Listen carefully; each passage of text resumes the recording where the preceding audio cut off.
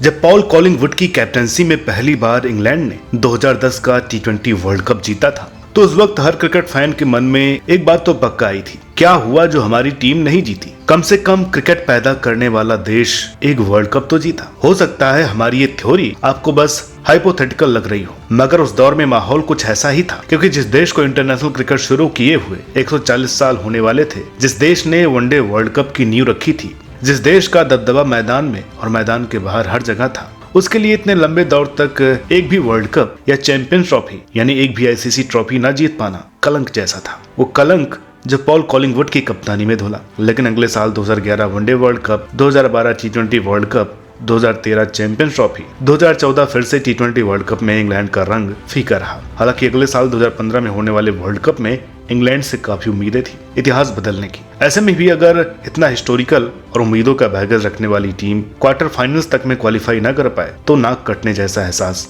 होता ही है। मगर इस नाक की साख के चक्कर में इंग्लैंड ने इज्जत पर लांछन वाला खिलवाड़ नहीं किया, बल्कि जिस कप्तान ने हरवाया था उसे ही आगे के सफर की जिम्मेदारी दे दी, नए कोच को खुली छूट दे दी और यंग जनरेशन को एडमिनिस्ट्रेशन में ज्यादा इंट्रोड्यूस करवाया। साथ ही इजाद किया नया approach, attacking approach. White ball cricket में पहले ओवर से लेकर आखिरी बॉल तक सिर्फ अटैक। इन सब का नतीजा ये रहा कि 2016 टी20 world cup final, 2017 champions trophy final, 2017 champions trophy semifinal, 2019 world cup जीत, 2021 टी20 वर्ल्ड कप सेमीफाइनल और फिर 2022 में टी20 वर्ल्ड कप विनर। इसके अलावा वनडे में जबरदस्त अटैकिंग अप्रोच से लेकर वनडे क्रिकेट का हाईएस्ट स्कोर बनाने का कारनामा भी किया। इन शॉर्ट, उस 2015 की हार के बाद इंग्लैंड क्रिकेट की कायाकल्प हो गई। अब सवाल ये है, कितने जबरदस्त रंग में होते हुए भी इंग्लैंड के साथ ऐसा क्या हुआ कि इस वर्ल्ड कप से शर्मनाक विदाई के बाद अब 2025 की चैंपियंस ट्रॉफी तक खेलने के लाले पड़ गए हैं। क्योंकि इस वर्ल्ड कप में आने से पहले टीम के रंग देखकर लोग इंग्लैंड को शेर नहीं बब्बर शेर बोल रहे थे। ऐसे में तो किसी को इस तरह की जगहसाई की बिल्कुल उम्मीद नहीं थी। इसलिए अब जरूरी हो जाता है कि पड़ताल की जाए और जरा बारीकी से नजर डाली जाए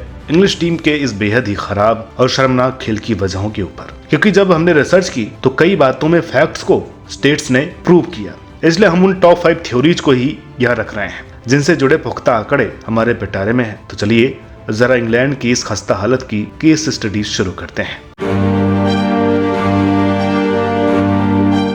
दोस्तों, ये अक्सर नहीं देखा जाता कि जो टेक्निक आपकी कामयाबी की वजह रहे वही आपकी हिस्ट्री की सबसे खराब परफॉर्मेंस की वजह भी बने। इंग्लैंड पिछले 8 सालों से अटैकिंग अप्रोच के लिए मशहूर था। वो जिस टीम पर चढ़ते उसे हिलाकर रख देते थे। ऐसा में इस वर्ल्ड कप भी यही करने की उम्मीद के साथ वो हर बार अटैक करने की कोशिश में लगे रहे और हर बार मुंह के बल गिरे। ऐसा नहीं कि ये हाल बस किसी एक डिपार्टमेंट में है। इंग्लिश टीम बैटिंग और बॉलिंग दोनों में बुरी तरह एक्सपोज हुई है। अभी तक खेले 6 मैचों में वो बैटिंग में 4 बार ऑल आउट हो गए हैं और चारों बार ही ये सिलसिला बद से बदतर होता गया है। अफगानिस्तान के सामने 40 ओवर में आउट होने से शुरू हुई ये कहानी साउथ अफ्रीका के सामने 22 ओवर, श्रीलंका के सामने 33 ओवर और इंडिया के सामने सिर्फ 35 ओवर तक चली। यानी रंग बनाने का अटैकिंग अप्रोच चलता रहा मगर हाथ कुछ नहीं लगा। आप अगर इंग्लैंड बैटर्स के आउट होने के तरीके भी देखेंगे तो समझ में आ जाएगा कि प्रेशर सिचुएशन में प्रेशर हटाने की कितनी जल्दी थी उन्हें। बेन स्टोक्स का शमी के सामने आउट होना, मोइन का लंका के सामने आउट होना, बटलर का अफगान स्पिनर्स के आगे तड़पना, ये सब उनकी अपनी ही तलवार के नीचे दबने के नतीजे थे। इस वक्त इंग्लैंड की बैटिंग की हालत यह है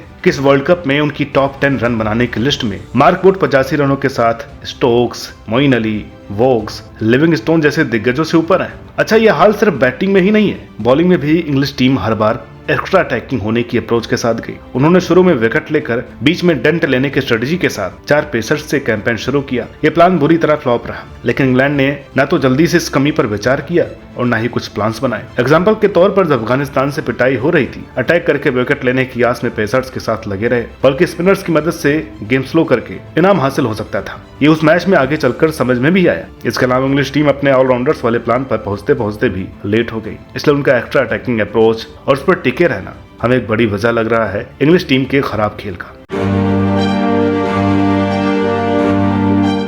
करीब 2 साल पहले इंग्लैंड ने इंडिया का टूर किया था। श्रीलंका, पाकिस्तान और बांग्लादेश में भी खेले। लगभग 1 साल होने वाला है। साफ साफ कहें तो एशियाई देशों में बड़े लंबे गैप के बाद अंग्रेज इंडिया सीधा वर्ल्ड कप खेलने आए हैं, वो भी ठीक 7 दिन पहले। इस पर भी इस 15 की स्क्वाड में 8 से 10 प्लेयर्स इंडिया में इस स्टैंडर्ड की pressurised international cricket top team के साथ पहली बार खेल रहे हैं। साफ साफ कहें कि जो तैयारी इंग्लैंड या किसी भी ओवरसीज टीम को खेलने के लिए चाहिए उसके साथ वे आए ही नहीं थे। हालांकि एशियाई कंट्री में एडजस्ट करने वाली परेशानी सिर्फ इंग्लैंड के साथ नहीं हुई, ऑस्ट्रेलिया भी शुरू में लड़खड़ाया था। मैलबोर्न के पहले से टूर और फ्लेक्सिबिलिटी ने वापसी में हेल्प की, जबकि इंग्लैंड इंडिया से 2 साल दूर था। और फ्लेक्सिबिलिटी पर अपडेट तो हमने पहले पॉइंट में ही दे दिया है। वैसे इंग्लैंड की तैयारी वीक थी, हम सिर्फ उनके खराब परफॉर्मेंस पर नहीं बोल रहे हैं, बल्कि क्रिक पॉइंट पर उनके स्क्वाड के स्वॉट एनालिसिस और लाइव सेशंस में भी हमने बोला था कि पेस अटैक थोड़ा ठीक है, बट स्पिन डिपार्टमेंट पर टीम ओवर डिपेंडेंट है और कंबाइंड होकर वीक दिख रही है। लेकिन हकीकत यह है कि स्पिन बॉलिंग इतनी खराब नहीं हुई जितनी खराब स्ट्रेटेजी थी। हम आगे कुछ पॉइंट्स में इस बात को अच्छे से प्रूव करेंगे। लेकिन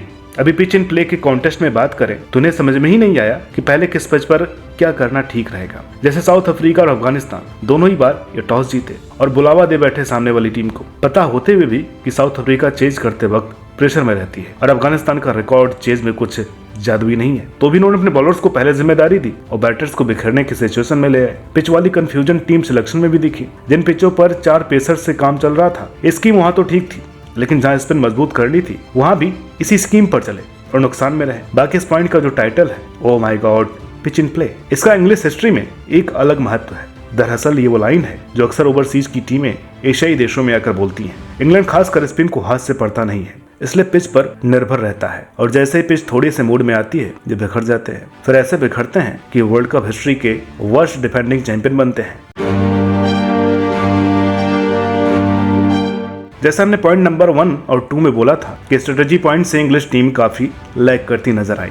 इसकी वजह से इनका कोचिंग स्टाफ, सपोर्टिंग स्टाफ या मैनेजिंग स्टाफ जो कहें वो बुरी तरह एक्सपोज हुआ। बॉलिंग डिपार्टमेंट को लेंथ डिसाइड करने और एडजस्ट करने के लिए जो रिसर्च चाहिए थी वो नदारद लगी। बैटिंग डिपार्टमेंट को टेक्निक में थोड़ा फेरबदल करने के लिए जो सलाह देनी थी वो भी वहां मौजूद नहीं थी। साथ ही क्रंच सिचुएशंस में जो सपोर्ट ड्रेसिंग रूम से आती है वो भी गायब हो चुकी थी। बॉलर्स रन खा रहे थे तो बस खाए ही जा रहे थे। गेम स्लो करना, प्लान बदलना, फील्डिंग में चेंज करना, कुछ इनपुट नहीं आ रहा था। बैटर्स आउट हो रहे थे तो बस आउट होते ही जा रहे थे। किसी भी मैच में फेज निकालने वाली अप्रोच नहीं दिखी, फिर चाहे वो इंडिया हो या अफगानिस्तान या फिर श्रीलंका। जब इंग्लैंड बैटर्स को मुश्किल वक्त बस खड़े होकर निकालना था वो तब भी बैट चलाते रहे। डेड डिफेंस जैसा कुछ नहीं दिखाया, जबकि ये काम साउथ अफ्रीकी बॉलर्स ने बैटिंग के वक्त पाकिस्तान के खिलाफ करके दिखाया। बस डटे रहे और जब मौका मिला तो जीत कर ही निकले। मगर ऐसा एक भी मौका इंग्लैंड की बैटिंग की तरफ से नहीं आया, क्योंकि ये बातें काफी बार ड्रेसिंग रूम से आती हैं।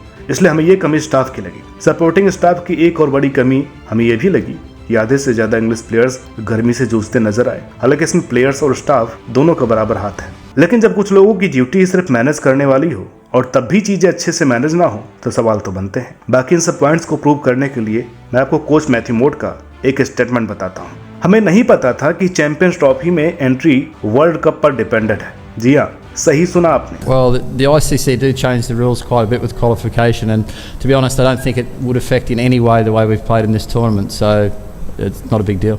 एक इंटरनेशनल टीम के कोच प्रेस कॉन्फ्रेंस में ये बोल रहा है कि उसे इतने बड़े टूर्नामेंट के क्वालिफिकेशन सिनेरियो का पता ही नहीं है। अब आप अंदाजा लगा लीजिए कि बाकी चीजों में अप्रोच क्या ही होगा। वैसे सपोर्टिंग स्टाफ के इस ढीले अप्रोच को हम पॉइंट नंबर 5 से और प्रूव करेंगे। फिलहाल इतने रीजंस हमें काफी लगे सपोर्टिंग स्टाफ के इंग्लिश टीम की इस खराब परफॉर्मेंस के लिए जिम्मेदार होने के।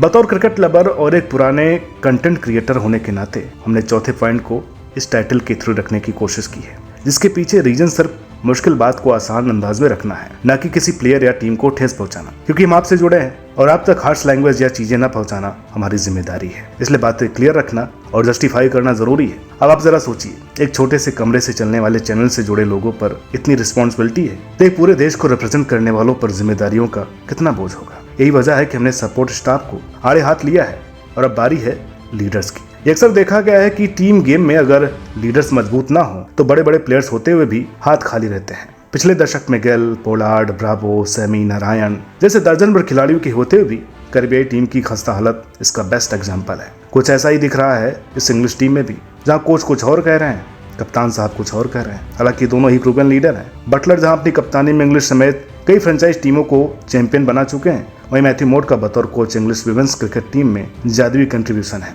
इसके बावजूद ये इस वर्ल्ड कप में बुरी तरह फ्लॉप रहे, जिसकी मेन वजह हमें दिखती है दोनों दिग्गजों का अलाइंड नहीं होना। पिच वाले पॉइंट पर ही आए तो ये सामने आया है कि बटलर अंदर से डिसाइड करके आते थे कि क्या करना है, वहीं टीम सिलेक्शन में मैथ्यू मोड से ज्यादा बटलर की चलती थी। मोड एक अच्छे कोच हो सकते हैं, बट एक विजनरी लीडर होना अलग है। इसलिए जब बटलर ने वोक्स की खराब परफॉर्मेंस के बावजूद उनके साथ कंटिन्यू करने की बात कही तो भी मूड शांत रहे। दूसरे एंड पर बटलर बहुत ज्यादा लाई करते हैं इमोशंस पर, मगर बतौर लीडर आपको थोड़ा हार्श होना पड़ेगा। आज भले ही लोग बाबर का बतौर कप्तान मजाक उड़ाते हैं, जो कि इनके फील्ड पर लिए कई डिसीजंस के बाद लाजमी भी है, मगर बतौर लीडर हम बाबर से काफी इंप्रेस्ड हैं। उन्होंने जीत के बावजूद फकर के लगातार फ्लॉप होने के बावजूद लंका वाले मैच में शफीक से रिप्लेस कर दिया और रिजल्ट आपको पता ही है। सेम उन्होंने शादाब को बाहर बिठाकर भी एग्जाम्पल सेट किया। बाकी वक्त वक्त पर प्रेस कॉन्फ्रेंस और ग्राउंड पर इमोशन खुलकर सामने आने दिया और लीड किया। ये सब बातें बटलर के साथ हमें नहीं दिखी। यही वजह है कि इतनी रिसोर्सफुल टीम होने के बावजूद भी इंग्लिश टीम इस वर्ल्ड कप में फ्लॉप रही है। वैसे यहाँ आपके मन में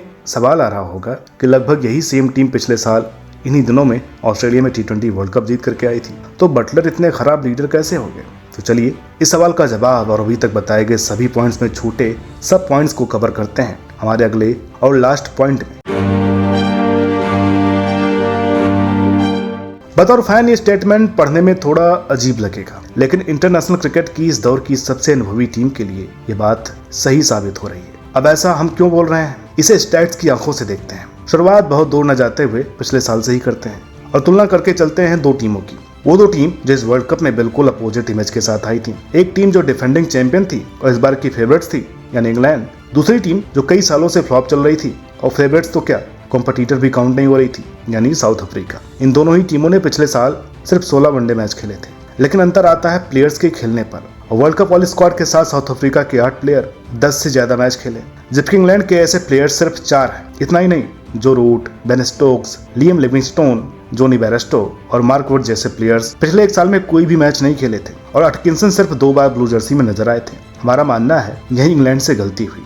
उन्हें लगा कि प्लेयर्स अनुभव का यूज करते हुए रंग में आते ही गिरफ्त कर जाएंगे, लेकिन ऐसा नहीं हुआ। जबकि दूसरी तरफ साउथ अफ्रीका वाले जो आधे रंग में थे वो एकदम से शबाब पर चढ़े और कमाल के खेल के साथ इंग्लैंड के अपोजिट खेल गए। अब इसके जिम्मेदार बोर्ड ऑफिशियल्स के साथ प्लेयर्स काफी ज्यादा है, क्योंकि उन्होंने इस साल फ्रेंचाइज क्रिकेट को ज्यादा इंपॉर्टेंस दी। अब इसका रिजल्ट इंग्लैंड के वर्ल्ड कप में खराब खेल के साथ चैंपियंस ट्रॉफी तक पर गाज गिर गई है। इतना ही नहीं, इस खराब खेल का असर क्रिकेटर्स की निजी लाइफ पर भी दिख रहा है। इंग्लैंड में जज्बाती फैंस जो दिखते तो सभ्य हैं, लेकिन हार बर्दाश्त नहीं होने पर फूट पड़ते हैं। वो अब कुछ मुस्लिम क्रिकेटर और एक्सपीरियंस क्रिकेटर के घर पर पथराव कर रहे हैं, उनका खूब विरोध कर रहे हैं। इन सब में भी बोर्ड प्लेयर्स के साथ है, क्योंकि उन्हें पता है एक बार और सही हम वापसी फिर से करेंगे और ये वापसी प्लेयर्स ही करवाएंगे। तो इस वीडियो पर आपकी क्या राय है कमेंट करके बताइएगा। वीडियो अच्छी लगी हो तो प्लीज इसे लाइक करें, शेयर करें। चैनल पर नए हो तो प्लीज इसे सब्सक्राइब करना ना भूलें। मिलते हैं आपसे अगली वीडियो में, तब तक के लिए नमस्कार।